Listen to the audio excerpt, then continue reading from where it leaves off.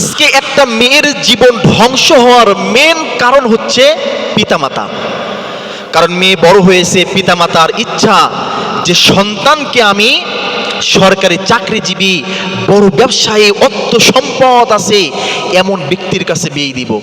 তার জন্য যদি ছেলের বয়স যদি অনেক বেশি হয়, টাকলা মুরাদের মতন হয়, তাও কোনো সমস্যা নাই। আমাদের ইচ্ছা চাহিদাটা হচ্ছে এমন। ঠিক বিবাহ দিয়ে দেয়, কিন্তু মেয়ের ইচ্ছা মতন স্বামী হয় না। না হওয়ার কারণে বিবাহ ঠিকই করে, ওই মেয়ে স্বামীর ঘরে থেকে অন্য জায়গায় পরক্রিয়া করে।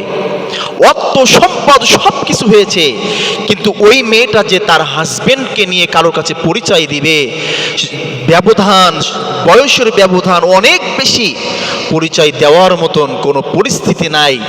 কাজেই তখন ওই মেয়ে বিভিন্ন জায়গায় পরকীয়া করে, অন্য ছেলেকে ভালো লাগে। 90% পিতামাতা আজকে মেয়ের জীবনটা ধ্বংস করে দিছে এই কারণের জন্য।